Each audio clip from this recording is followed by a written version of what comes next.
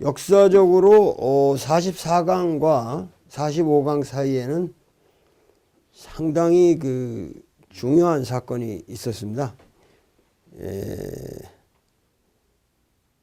20대 총선이라고 하는 어마어마한 민족사적 사건이 있었는데, 그동안 그 박근혜 정권의 행태라고 하는 것은 그야말로 입에 담을 수 없을 정도로 그 야비하고 독재적이고 불소통적이고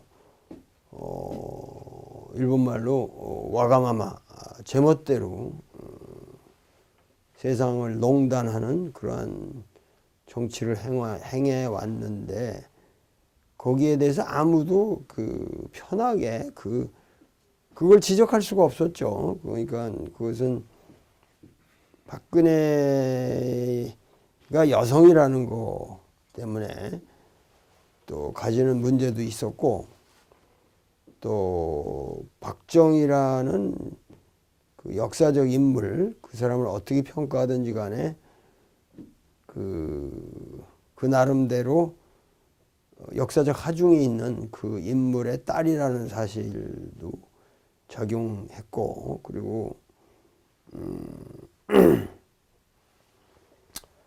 새누리당을 완전히 장악하고 있는 자로서 여러 가지 그 추태가 극심했는데도 불구하고 거기에 대한 아무런 심판이 내려지를 않았었죠. 거기에 대해서 그 최근에 총선을 평가한 그 한겨레 신문과 같은 이제 진보적인 우리나라의 양심적인 신문의 일면에 2030 반란이라는 표현을 2030의 반란이라는 표현을 썼는데, 그것은 아주 잘못된 표현이죠. 반란이라는 말은 암암리의 그 이승만 정권으로부터 그 박정희 독재를 거쳐서 이 새누리당에 결집되어 있는 보수 세력들을 정통으로 인정하는 멘탈리티 속에서만 반란이란 말이 가능한 표현이죠. 근데 그것은 선거 반란이 아니라 그야말로 그 선거 혁명이죠. 선거를 통해서 지금 절망 속에 빠져 있던 야당을 제1정당으로 만든 사건. 그 사건은 우리가 그 민주라는 것을 피부로 느낄 수 있는 유일한 순간이 사실은 일상적인 생활에 없습니다. 항상 나보다 센 놈이 있고, 우리는 항상 을이라는, 갑이 아니라 을이라는 의식에 사로잡혀 있고, 뭐 경찰서를 가도 무섭고, 뭐 하여튼 동사무소를 가도 하여튼 떳떳지 못하고, 뭔가 그 모든 측면에 있어 시민생활이 자기가 정말 주체적으로 이 나라를 운영해 간다는 생각은 사실 우리는 없죠. 뭔가 법률이 규정한 바에 의해서 주어진 범위 내에서의 그저 소시민적인 자유를 향유한다고 하는 것 밖에는 사실은 민주를 느낄, 내가 주체가 돼서 세상을 움직인다는 생각을 가질 수는 없어요. 근데 그런 것에 사실 유일한 적법적인 표현이 사실 선거라는 메커니즘인데, 그 선거 자체도 여태까지는 항상 뭐냐면은 선거 자체가 민심을 반영하지 못했단 말이죠. 그 반영하지 못한 이유 중에 가장 큰 이유는 젊은이들이 정치를 외면했기 때문에. 그래서 제가 한 유명한 얘기가 헬조선이라는 말에 대해서 마치 젊은이들이 기성세대의 책임을 묻는 방식으로 여태까지 언급되어 왔는데, 제가 그것은 너희들은 헬조선은 바로 너희들이 만든 것이다. 헬조선은 바로 너희들의 책임이다. 그러니까 젊은이들이 마침 만약 몽땅 투표장에 가서 그들이 보수든 진보를 떠나서 정당한 요구를 한다면 한국의 정치는 항상 정치인들이 젊은이들과 대화하고 젊은이들을 위한 정치를 펴려고 애를 쓸 텐데, 젊은이들이 무관심하니까 그러면은 정치인들은 다 그야말로 원로원에나 가게 되고 노인들이 모여있는 데 가게 되고, 모든 정책이라는 게 늙은이들 비유 맞추는 정치가 되는 거죠. 그래서 이번 선거에는 무려 지난 선거에 비해서 20대 참여가 13%가 더 높았다고 하는 사실 하나만 가지고도 이번 선거는 젊은이들이 대거 참여해서 전 국민의 정당한 의사가 반영되었다는 의미에서 이 젊은이들의 반란이 아니라 단군 이래 민의가 반영되는 어떠한 민주적인 절차, 제도, 이런 것이 최초로 우리의 삶 속에서 확립된 사건이라고 이번 선거를 규정해야 할 것입니다. 그래서 이것은 한국의 민주의 역사를 논한다면 생각해 보세요. 단군 이래 여태까지 한 번도 우리가 민주를 갖지 못했잖아요. 기본이 왕정이었고, 그 왕정이 우리 힘에 의해서 타도된 것도 아니고 식민지 질서에 의해서 대치된 것뿐이고, 식민지는 사실 왕정보다 더 가혹한 독재 정치였고, 그 총독에 의한 독재 정치죠. 그것을 거치고 난 우리 민족에게 민주라고 하는 것은 매우 힘든 실험이었단 말이죠. 그러니까 그러한 이제 민주라고 하는 새로운 제도가 수만 년의 왕정 끝에, 불과 민주라고 하는 체험은 수만 년의 왕정에 비해서 불과 한 50년밖에, 반세기밖에 안 되는 체험이란 말이죠. 그러니까 우리에게 그 민주라고 하는 게 얼마나 그 버거운 과업인가를 우리가 사실 생각해 볼 만한 거죠. 근데 그럼에도 불구하고 아주 맹렬하게 우리 민족은 민주제도라는 것을 정착시키려고 노력해 왔는데, 그러한 과정에서 본다면 이번 선거야말로 민주라는 제도가 비로소 우리 민족의 의식 속에서, 그리고 삶 속에서 진정으로 숨쉬기 시작했다라고 말할 수 있는 사건이 아닐까, 이렇게 생각합니다.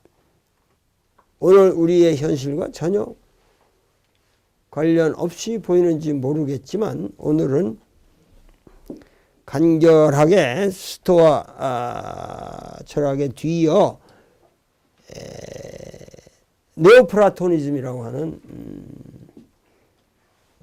특별한 철학을 오늘 공부하도록 하겠습니다.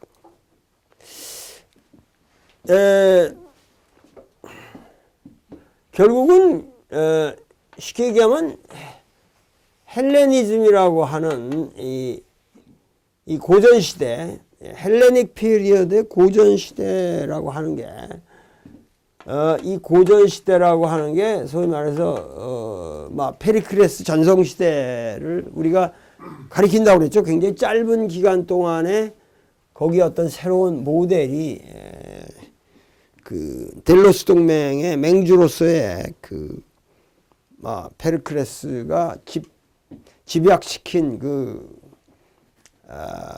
그리스 세계의 문명의 성과가 집약된 시기죠. 그런데 이것이 이제 마케도니아의 그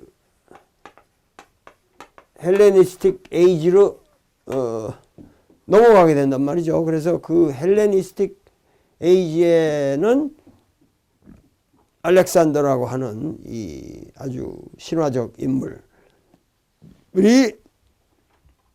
폴리스의 시대를 종식시키고 코스모폴리스의 시대로 그야말로 코스모폴리탄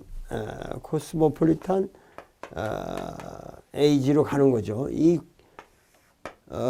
세계 시민적인 그 대제국을 성립시켰으나 이 제국은 이제 곧 그 세계의 영역으로 그 장수들에서 나뉘어지고 그러는 가운데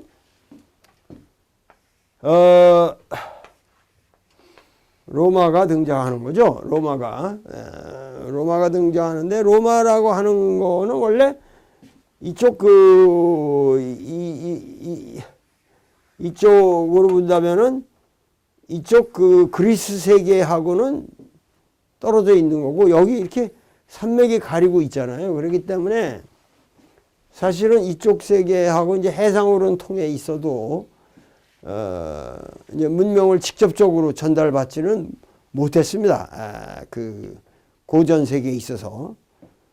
근데 사실 여기랑 싸우게 되는 거는 사실 요 밑에 있는 우리가 잘 모르지만 이 아프리카를 좀 자꾸만 아프리카로 생각하는데 아프리카 북부 지역이라고 하는 것은 사실 여기는 에집트 나일강 상류고 지금은 여기 그 리비아가 자리 잡고 있지만은 리비아 북부로부터 이쪽에 쭉 거치기까지 아프리카 북부라고 하는 것은 사실 이건 유럽사의 본령입니다. 여기가. 그러니까 우리가 자꾸만 이게 아프리카처럼 생각을 하는데 사실은 이 아프리카 북부라는 것은 이쪽에 지금 우리가 생각하는 유럽보다도 더 유럽이라고 생각하셔야 돼요. 여기에서 가장 그 튀어나온 것이 소위 말해서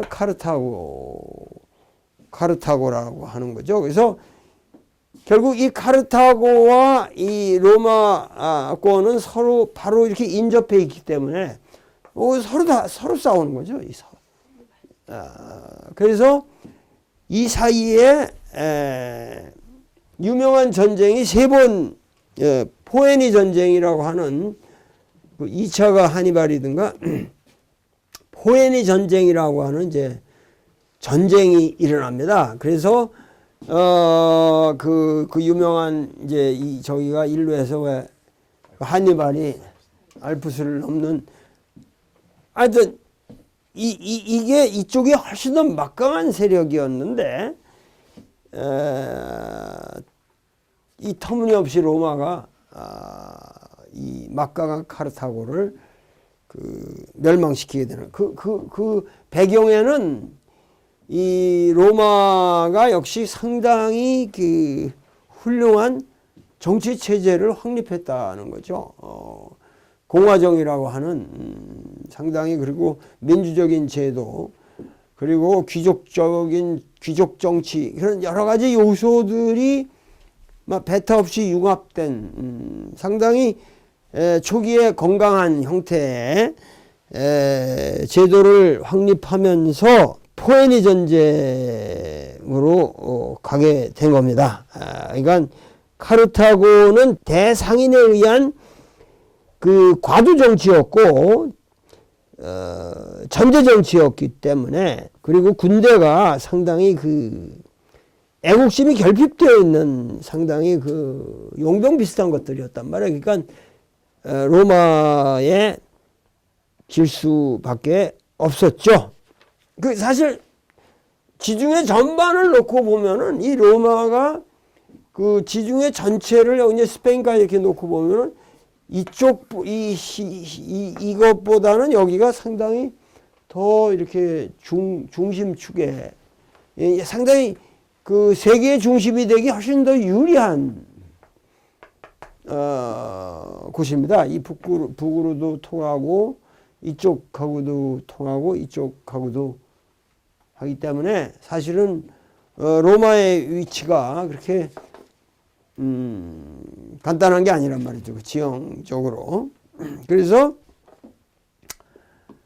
이제 로마가 하여튼 그 로마 얘기를 하려면 이제 복잡하니까 그게 로마 역사를 여러분들이 그 좀 상당히 그 일본 사람이지만은 시오노 나나미의 로마인 이야기는 그건 참 잘 쓴 책이죠. 그건 객관적으로 평가할 만한 우리 동양 사람들의 입장에서는 정말 서양의 사가 누가 쓴 것보다도 굉장히 그 로마에 대한 애착을 가지고 상당히 상세하게 잘 쓴 책입니다. 그래서 하여튼 여러분들이 로마인 이야기 같은 거는 한번 교양서적으로 읽어볼 만하다. 그 재미난 거는 사실 그 일본에서보다도 한국 사람들이 그 책을 더 읽었다고 그래요. 그러니까 한국 사람들이 대단한 거죠. 대단한 거예요. 로마 문명이 이제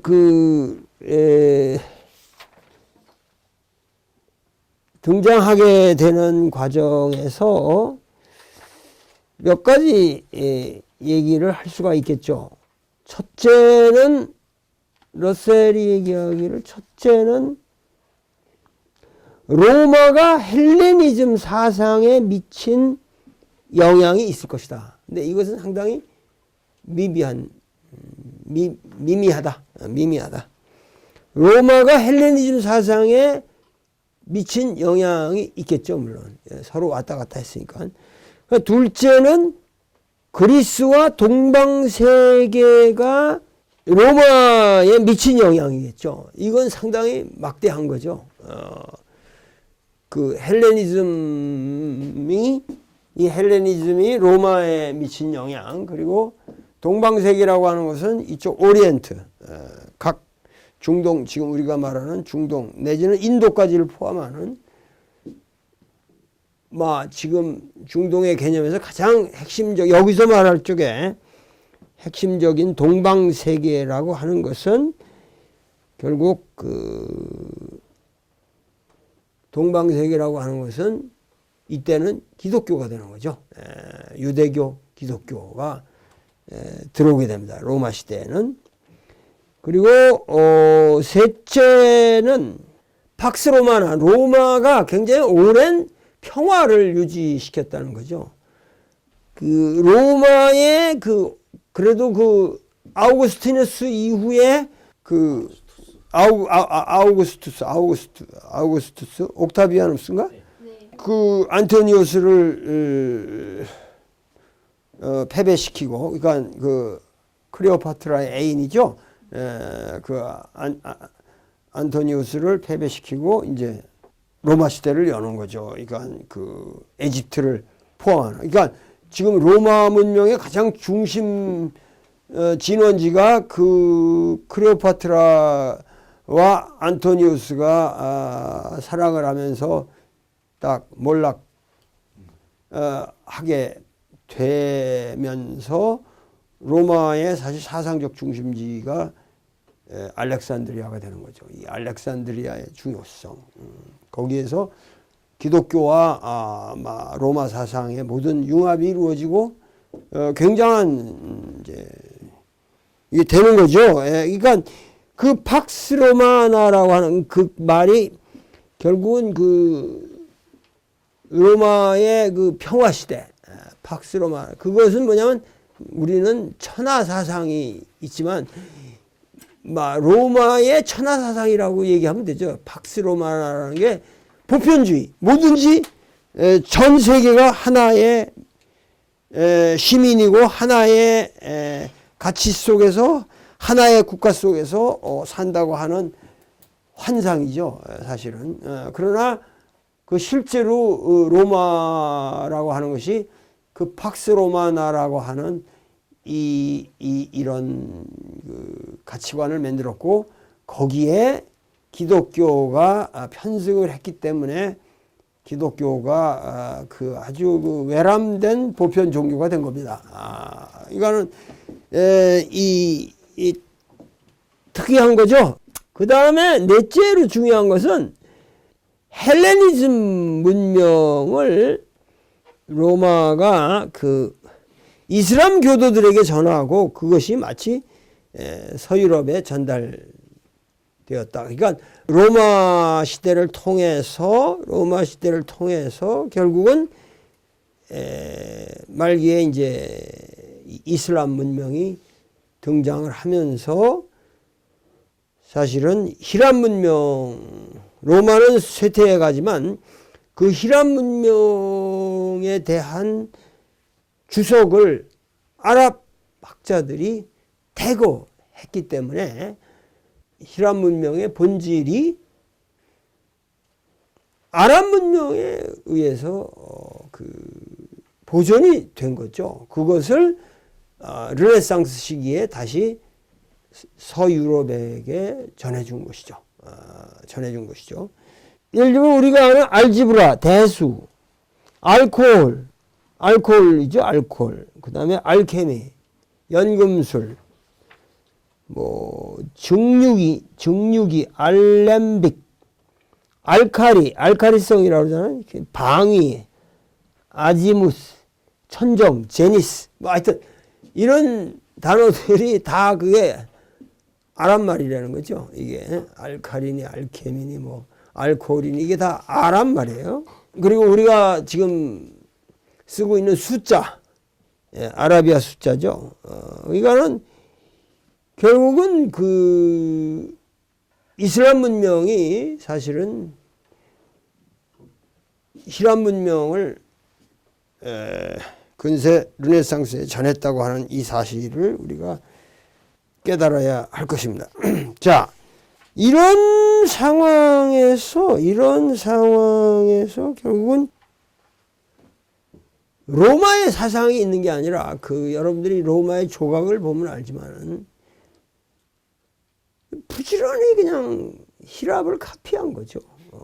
그러니까는 히랍이 너무 완벽하다고 생각했기 때문에. 그리고 원래 로마 사람들이라는 것은 그 이 에트루리아예요. 원래 로마라는 게 에트루스칸스라고 그러는 거거든. 에트루스칸스. 네?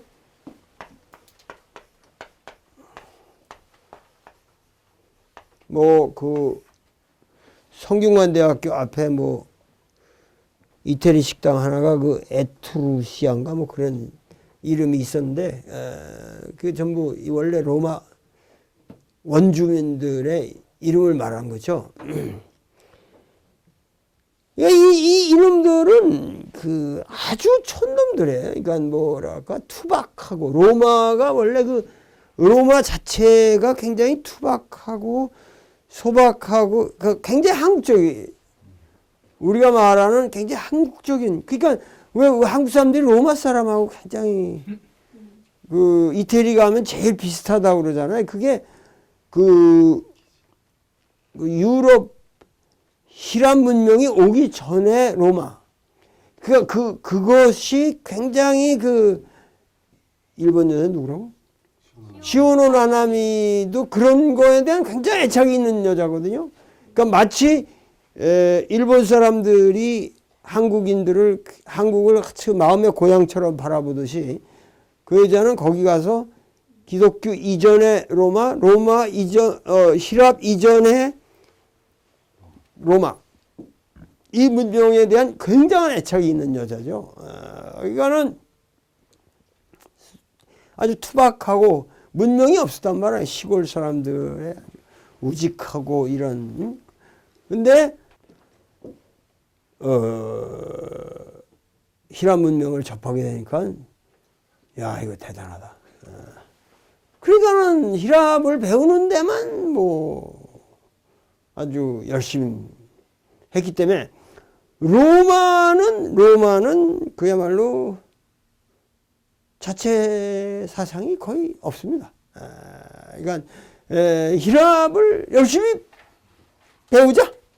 그래서 신 이름도 자기네 갖고 있던 신 이름하고 전부 일치시켜서 그 히랍 신화의 이름하고 다 이렇게 일치시켰잖아요. 제우스가 주피터가 되고 뭐 히랍의 문화를 그대로 계승하는 것으로서 자기들의 소임을 삼았기 때문에 사상적으로는 로마 사상이라는 게 별로 없습니다. 그런데 로마는 일찍이 보편적인 시민권을, 그러니까 모든 사람이 결국은 나중에 이 빈부의 차가 격심해지고 여러 가지 뭐 무사계급 뭐 여러 가지 문제가 생기다 보니까 나중에 그래도 이게 보편적인 시민권, 모든 사람이 같은 시민이라고 하는 이 시민권이 일찍이 확립됩니다. 이 로마에서. 그러면서 로마의 위대성은 로마를 특징 지우는 건 사상이 아니라 세 가지죠. 하나는 길 닦는 거. 그 다음에 로마는 하여튼 로마 문명은 길 닦는데 넘버원. 오늘날 모든 군사문화, 박정희도 로마를 배운 거죠. 길 닦는 거. 그 다음에 뭐냐면 법전. 로마 법이죠. 그 평등한 시민권을 확립했기 때문에 법전. 그 다음에 막강한 군대. 요겁니다. 로마라는 거는. 로마의 존재는 로드, 길과 법전과 도로와 법전과 군대다. 사상적으로는 뭐가 없는 거예요. 사상적으로는 뭐가 없는 거예요. 그렇기 때문에 로마의 비극이라고 하는 것은 결국은 사상적인 토양이 없었기 때문에 기독교에 압도당하는 거죠. 기독교에 압도당하는데 이 초기에 히랍 사상과 그런 어떠한 동방적인 신비주의를 묘합시키는 사상이 나타나는데 그것을 우리가 네오플라토니즘이라고 부릅니다.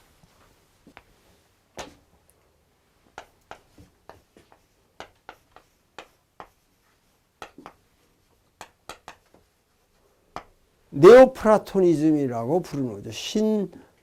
플라톤주의라고 하는 건데 이 플라토니즘을 한마디로 말하면은 결국 히랍 헬레니즘의 상징이라고 하는 것은 이때만 해도 아리스토텔레스는 유명한 사람이 아니었어요. 그 아리스토텔레스의 발견자들은 누구예요? 아랍 사람들이 발견한 거예요. 아리스토텔레스 전집은 있지도 않았어요. 이들에게 전달이 되질 않았던 거라고. 그러니까 유명했던 거는 이제 플라톤이었고 아리스토텔레스는 나중에 근세에 와서 오히려 유명해진 사람이고 그렇기 때문에 이 플라톤이 결국 그 헬레니즘의 가장 중요한 사상인데 이 플라토니즘은 우리가 말했듯이 이거는 하나의 그 아이디얼리즘 아니야. 아이디얼리즘. 하나의 내가 얘기한 거로는 관념 실제로는 아니에요. 관념이 곧 실제다. 이게 리얼리티다. 그러니까 여기서는 뭐가 있다고 그랬어요? 이 실제계는 뭘로 가요? 관념계로 가니까 이게 지성 하나의 지성계, 이성계 이런 말로 표현될 수 있는 것이고 여기에 포함되는 게 이게 물질계라든가 감각계, 감각적인 세계가 완전히 이분화되는 거죠. 이 감각적인 세계와 정신적인 세계가 이분화되는 건데, 그 네오플라토니즘의 특색이라고 하는, 그래서 이거를 비실제로, 이건 실제가 아니잖아요. 결국은 이 실제가 아니고 이것은 하나의 이거야말로 진정한 리얼리티란 말이에요.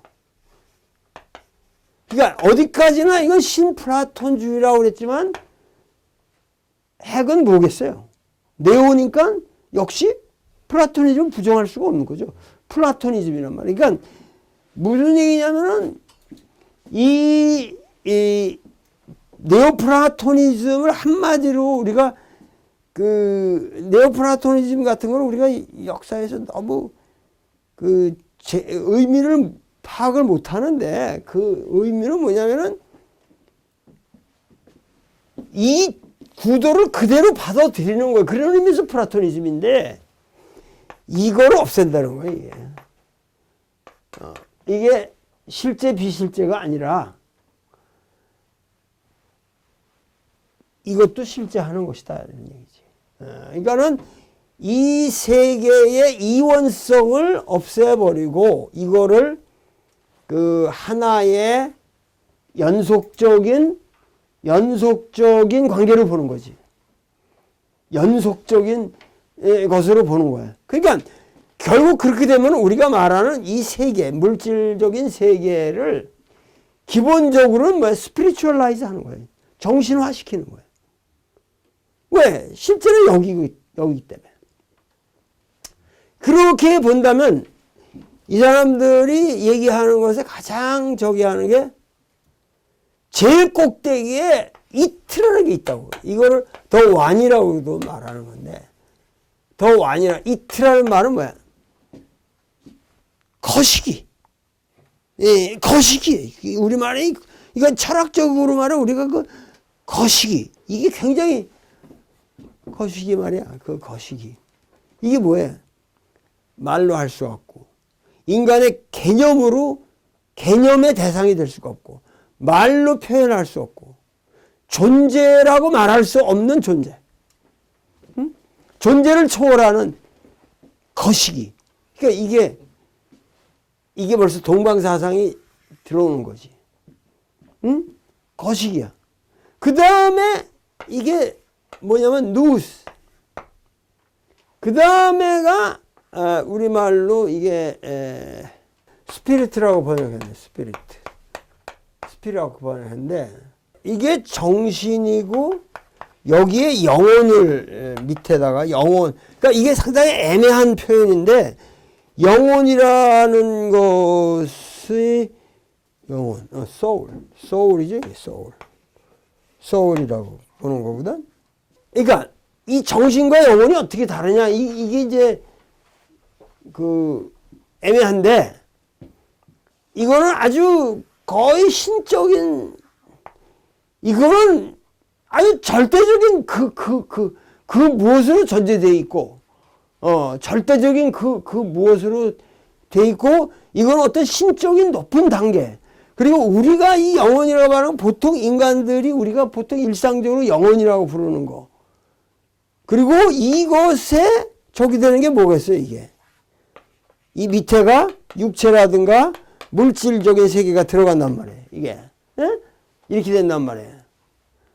그런데 이것 자체가 전체가 뭐냐면 하나의 에마나치오라는 거예요.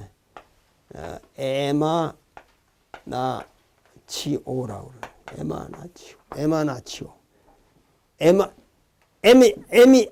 에마나치오라는 게 에미네이트 영어로 유출.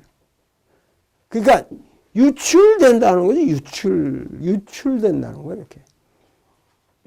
그러니까 이게 끊어지는 게 아니라 유출된 연속적 관계라는 거지. 그러니까 뭐야? 이것이 가장 최고의 실제고, 여기서 유출되어 나왔기 때문에 상류에서 멀어질수록 희미하다 이거지. 그렇지만 이게 뭐가 실제하고 실제 안 하고 이런 게 아니라는 얘기야. 에? 이게 아주 오묘한 사상이지. 우리가 빛을 보려도 이거 빛이라고 하면 어떻게 돼?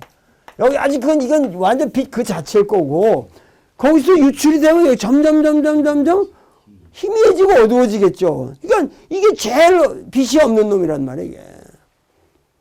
지금 요한복음 1장이라는 게 이 프로티로스 사상이 들어온 거거든요. 요한복음 1장이 네오플라토니즘에서 나온 거거든. 그러니까 이 세상은 뭐라 해? 포스, 암흑이 없는, 이 암흑의 세계죠. 이 빛의 세계와 암흑의 세계, 그 빛을 갖다가 로고스로 말한 거 아니야, 요한복음이. 그러니까 그 빛이 지금 어떻게 돼? 여기, 그러니까 이놈은 그러기 때문에 뭐냐면 사실은 인간이라는 존재는 이 세계로 이놈이 뭐냐면은 여기에 그 욕망 때문에 일로 들어왔다는 거지. 욕망 때문에 일로 자기가 들어왔기 때문에 여기 이제 재미난 게 있어요. 이 네오플라토니즘에는 철저하게 그 인간의 자유의지를 인정하거든. 일로 지가 욕망 때문에 자진해서 들어온 거기 때문에 요놈은 자진해서 올라갈 수가 있다는 거지. 자진해서 빠져나올 수 있다는 거야. 이런 향상의 노력이 있다는 거야, 인간은. 육체적인 어떠한 그 욕망을 부정하고 다시 빠져나오서 결국은 일로 그 최고의 상태로 만약 더 이트하고 합치가 된다. 이거는 뭐예요? 불교에서 말하는 열반이 해탈이고 이게 동방사상이 되는 거지.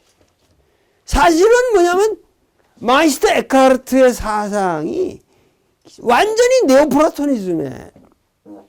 네오플라토니즘 사상이 이 중세기의 신비주의, 모든 신비주의 사상이 되는 거죠. 그리고 이거는 동방 종교와 서방 플라토니즘을 묘하게 결합시킨 아주 오묘한 사상이란 말이에요.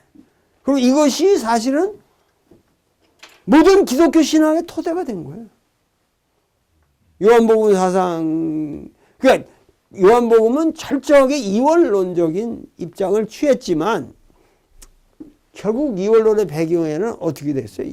이거는 뭐야? 궁극적으로 이들은 이것 자체의 세계도 네오플라토니즘 속에서는 이것을 정신 속의 일부로 보는 거예요. 희미한 정신이니까. 희미한 정신이고 거기에 우리가 그 암흑 속에 들어와 있는 건데 여기서 다시 금욕적인 생활을 하고 이 청결한 생활을 하면은 다시 빛의 세계로 다시 환원된다. 그래서 완벽한 빛이 된다. 이게 그 오묘한 사상이죠.